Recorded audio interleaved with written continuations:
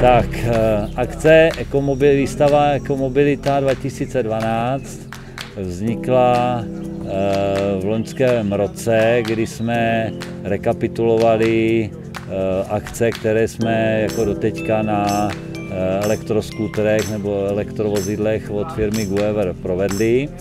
A na základě toho vlastně vyšel takový nápad uspořádat nejdřív teda sraz vozidel jenom našich zákazníků. No a nakonec se z toho postupem času vyvinula vlastně takováhle výstava, která se zabývá veškerýma alternativníma pohonama všech vozidel, které se pohybují na zemi, ve vodě i ve vzduchu. To znamená od koloběžky až po letadlo.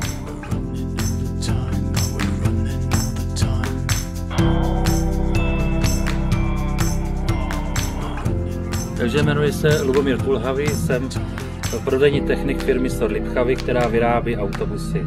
Tady bych vám rád představil autobus o délce 8 metrů a má to tu zvláštnost, že ten autobus je plně na elektrický pohon. Má 120 kW elektromotor, který vlastně v městském provozu je schopen dojezdu 150 až 180 km.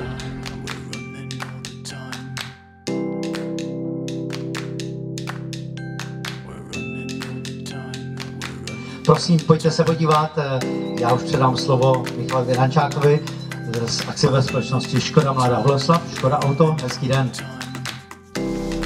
Tak když máme nastartováno, můžeme vyrazit.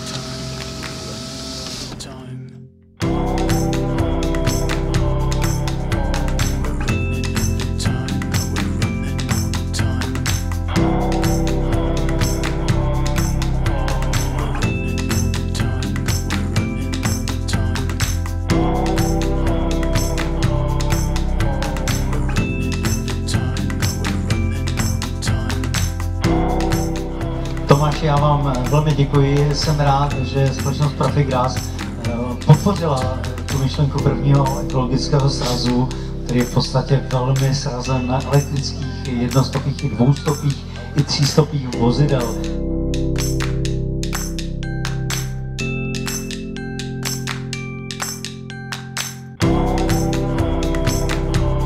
A s tím autem vlastně nejste vůbec omezený. Je to auto, které je plně elektrické. Když budete chtít jezdit do práce a z práce, budete jezdit vždycky jenom na elektrickou energii. Já jsem nadšenec do elektromobilu, ale není to jenom nadšenectví jako takové. Prostě je to spíš důsledek toho, že se uvědomuju, že vlastně lidstvo pálí surovinu, která prostě něco vzniká miliony let a my to jsme schopni za 200, za 300 let spálit. Prostě to je za základu špatně. No a pak vlastně udělám pár předváděcích jízd, vesměs ty reakce jsou takové, no tak to jsem nevěděl. Vždyť to jezdí úplně normálně, to má odpich jak hrom, jak je to možné. Prostě a to jsou jenom běžné reakce vlastně lidí, jo, takže tady ty reakce těch lidí mi říkají, jo, dobře, že si tam jel, protože ano, ti lidi skutečně teprve zjišťují, že existuje jiná alternativa, než jenom pálit to, čeho vlastně je omezené množství. Takže asi tak.